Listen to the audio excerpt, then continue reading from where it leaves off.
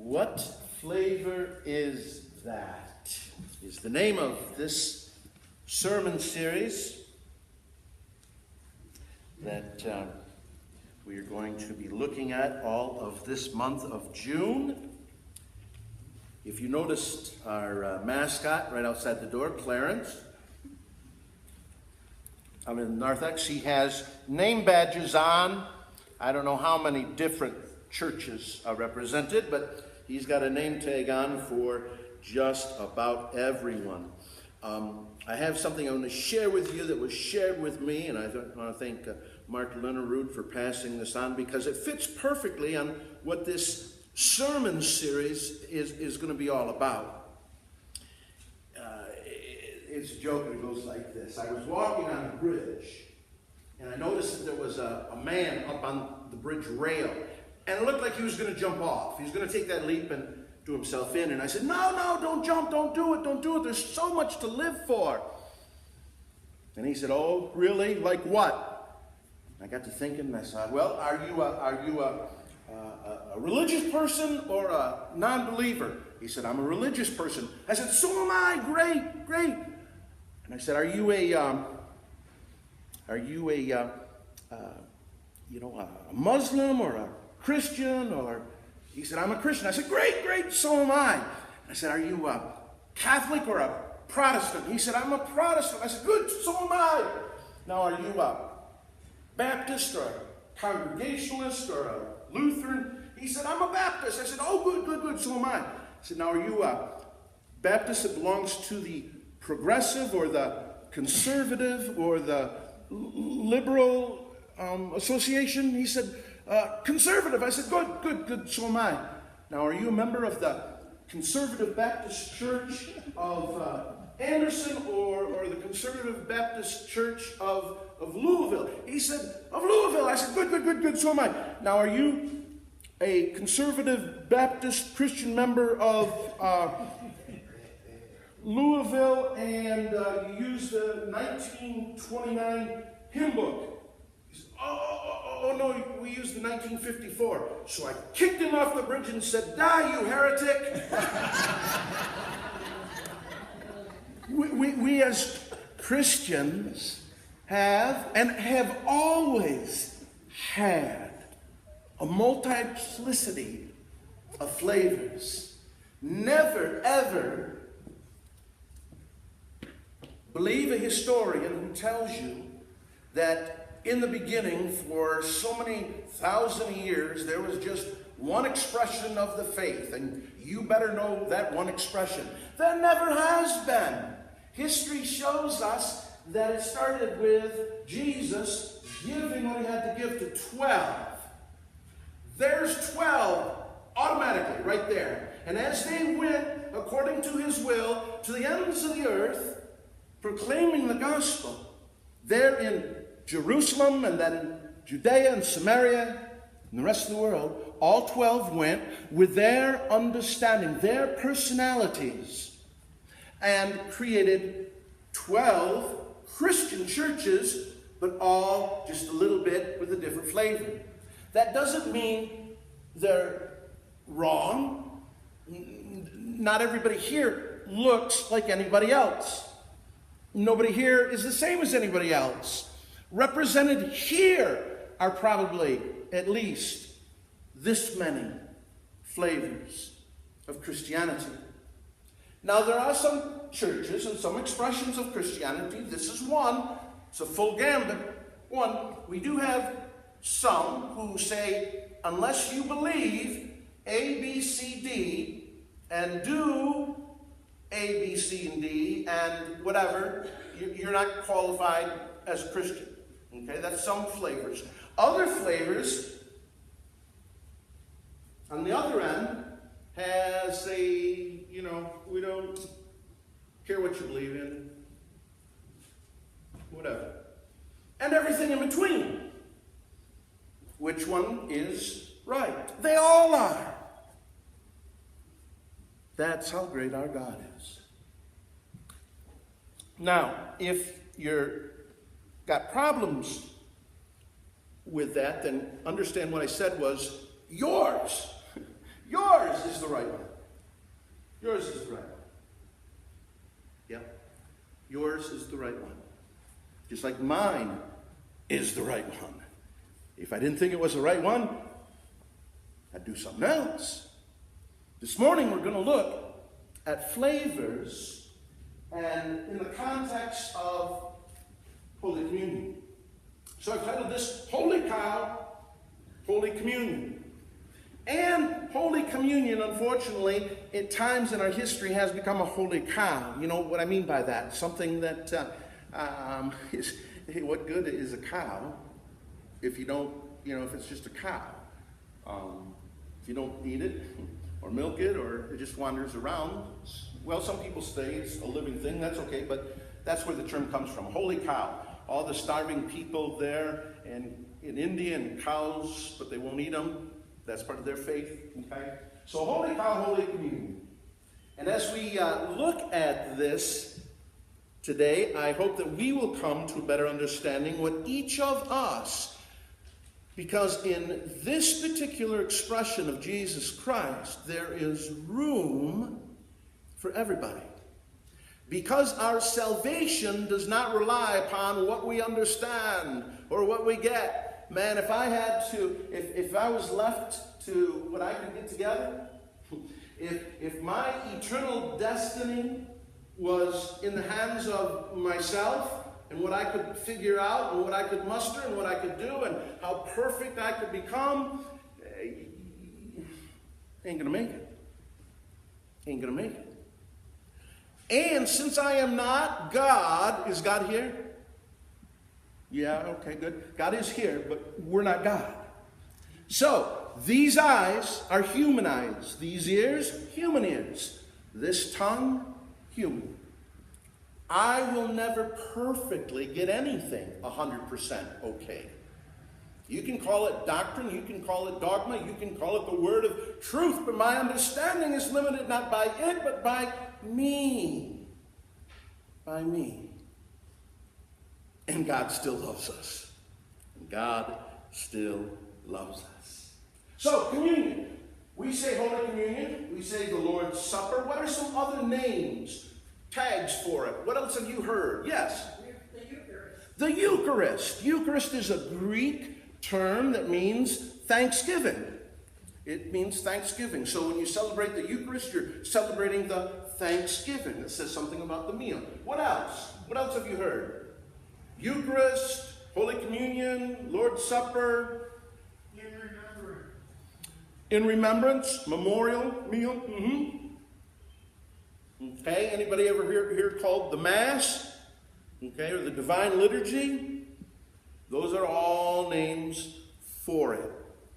What we want to do this morning is we want to ask, what exactly are we doing when we take communion?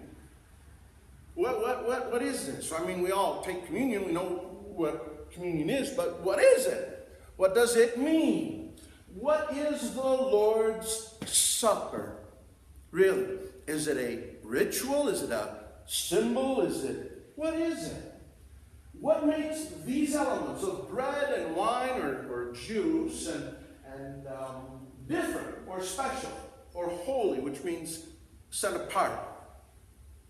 What makes it different?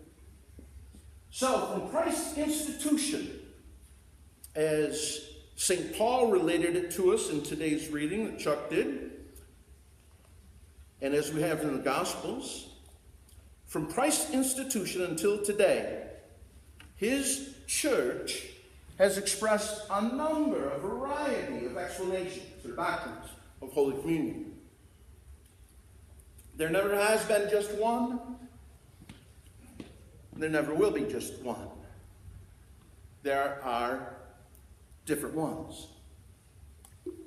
And maybe that's because we are all so wonderfully and sacredly made differently, variety, that we have ones that we can plug into and understand.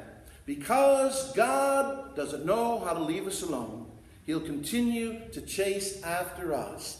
And if he uses a certain expression and way with this people, that's his choice. And he does good. So as we look, let's talk about the substances. Bread and wine. Does it have to be bread? Does it have to be wine? Some flavors of the church say absolutely. And it's got to be wheat-based. And it can't have any leaven. And the wine has to be wine. It can't be juice. It's got to be wine. And some say, like we did back in cemetery school, we just whatever was available, and orange juice and a Danish if you had to, if that's all there was, you use for communion. So there's a whole variety of people. Some people say you can use whatever you're provided. Some people say no, it has to be specific things and they have to be a specific way. Can you take both or one? If you just take the cup, does that qualify for communion? Some flavors say yes, that since communion, the body and blood of Christ, are in both elements, that if you take one, you've taken both. And so that flavor of church believes that. Others say, no, you have to have both or you've only had half a meal. Not that a little piece of bread and a little shot glass of wine is going to be a meal, but you know what I mean, both elements. So you got it on both spectrums. And the order taken. Does the bread have to come first or does the cup come first? We have it in varied ways. In the Gospel of Luke, you read the cup comes first, and then the bread, and then the cup again, because that's done in the semblance of the Passover meal when there's 4 cups. Then in Matthew and Mark, it says, he took the bread first. So some say it has to be the bread first, some say it doesn't matter. And who can receive it? There are churches that unless you're a member of that particular address, not denomination, but that particular address of that denomination, you're not considered a member and you cannot have communion. They won't serve you. And others say you have to be a part of their denomination to be served. And others will say as long as you are a believer and baptized, you'll be served. And still others say, it's the Lord's table, whoever he calls comes, we serve. So a variety. Which one is yours? And who can administer it? We have some flavors of the Christian church that say only priests can administer it. Okay? Some say only clergy, ordained people. Some say any baptized Christian can serve it. And there's one denomination that says only the laity in charge can serve it. The clergy can't. So a full spectrum of beliefs. How often? Some, remember when churches years ago, I'm not that old to remember this, but maybe you guys do. The quarterly. Remember, you took it quarterly. Communion was on the quarter. Some churches every week. Some churches every day. Some churches once a year. So a variety of ways that it is taken. Now, what about extra biblical instructions? The only instructions we have are the ones that Chuck had read to us. When you come, be in a certain frame of mind. But what about other things? Have you heard of other requirements that you need to do? I've heard that some churches require that you fast. You don't eat anything. You don't have breakfast before you get communion. And then you can eat afterwards. But you're supposed to go with nothing in your stomach. So that used to be, I believe, of one particular flavor. I don't know if it is still that way or not. Pardon? Like I said, I don't know for sure if it still is. Things morph and change every place in every time. What was isn't necessarily what is, and what is in every place and time. So, anything else? Do you have to be kneeling? There are some flavors that say that when it is being given to you, you must receive it. You can't take it, you must receive it. And your hands aren't supposed to touch it, so they put it in your mouth. There are a variety of ways and a variety of rules. But the question is for me, I think, and for you, what is really important is what exactly is the meal, no matter how we do it, and how we do it is going to probably stem from what we believe it is. And so what exactly is the meal? There are currently six flavors of Holy Communion. And I don't mean chocolate, vanilla, strawberry. There are 6 different ways or expressions of taking Holy Communion. And what it is. The first one is what is called the mystery or mystical. This is where it's believed that the elements become the body and blood of Christ, that he's present in the elements. And it doesn't go any further than that. It doesn't explain. It doesn't try to put it in paper. It just says we just know that they are. This typically is the Orthodox tradition. And it doesn't go into elaborate dogma and doctrine. It just says it's the body of Christ. And somehow Christ is present here, whether it's in the breaking of the bread or the gathering of the people, but we know Christ is here. Another mode, our elements actually become Jesus. This is called trans. This is trans. Trans. There's a big word that goes on. I had it earlier. Substantiation. Anyways, this is the Roman Catholic viewpoint, that the priest actually has the power to perform a ritual that turns the elements into the actual body and blood of Christ, so that you are actually partaking the body and blood of Christ, that the elements become. Now, the next one, which is the Lutheran, says that it's consubstantiation, not transubstantiation, but that Christ is with the elements. The elements don't turn, but underneath the elements is the body and blood of Christ. So you are partaking Jesus. It's just if you put it under a microscope, you won't see anything but wine and bread, okay, because it's under.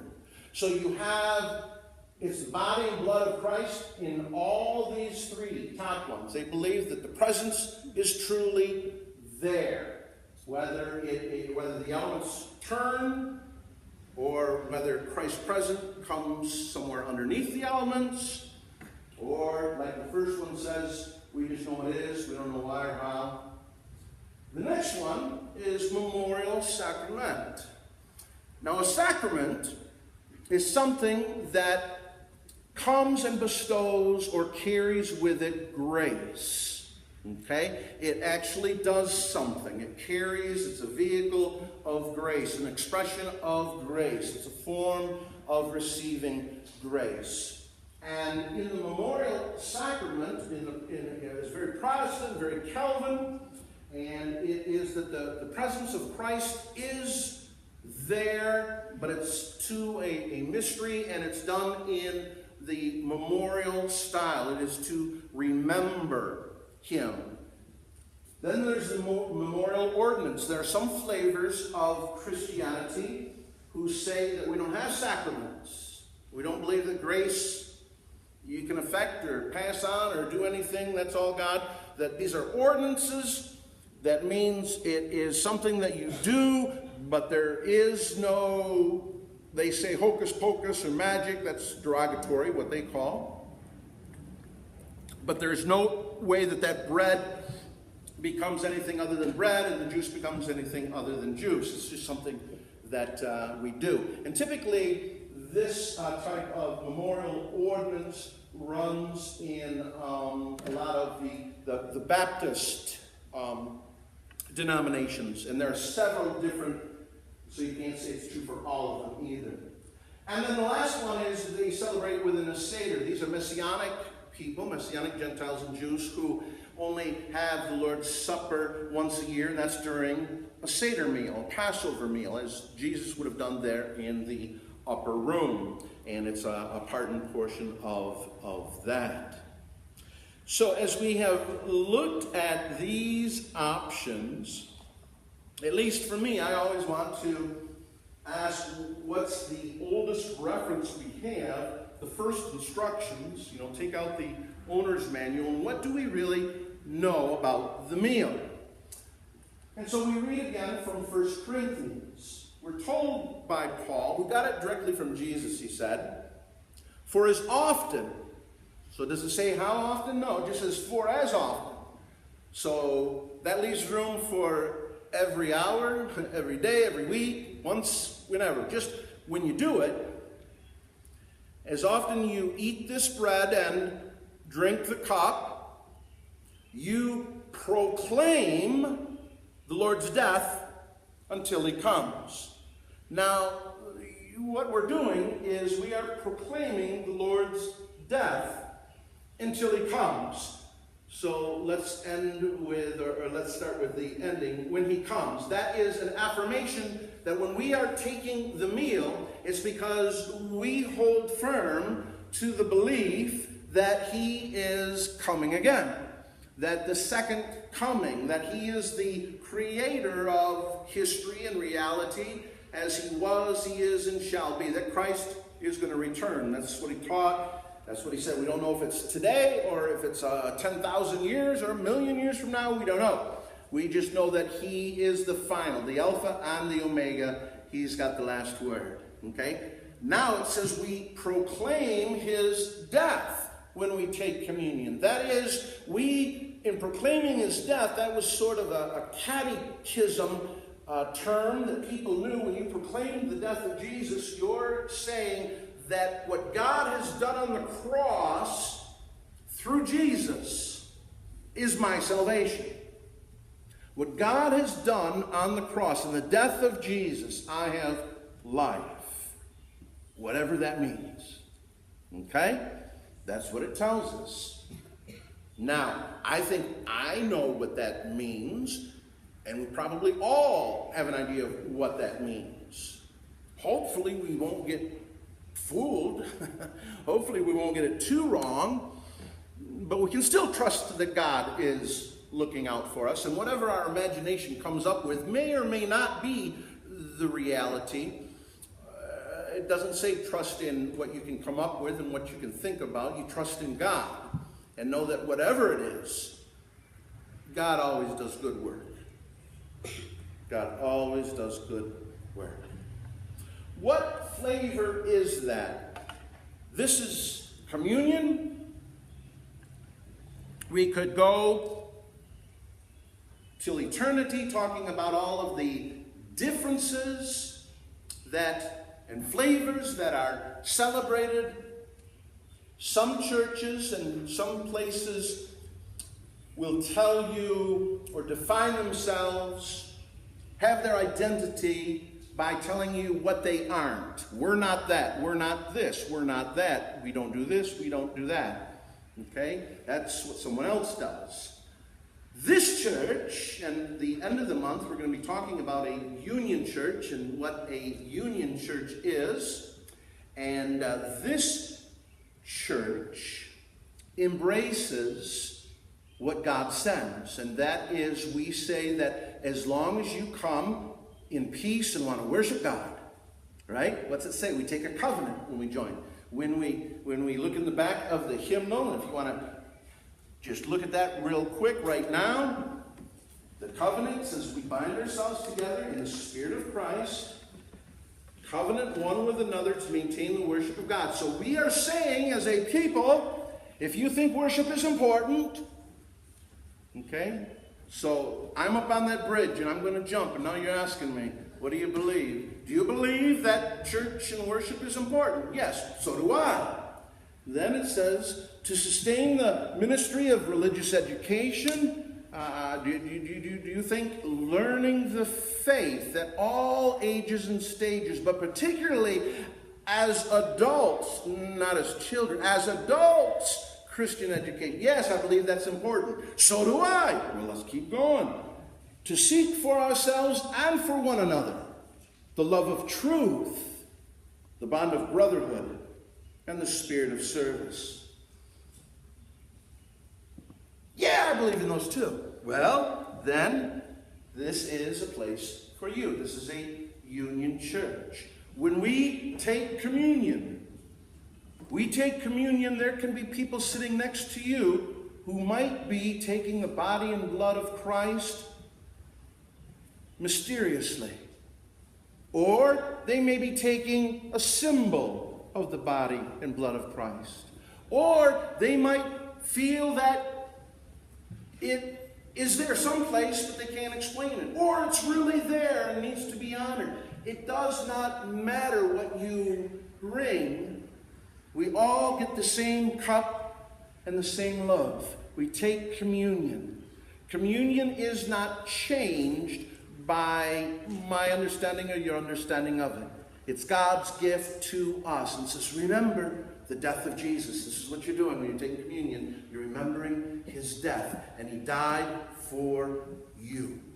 He died for you so that you may have life. Holy cow.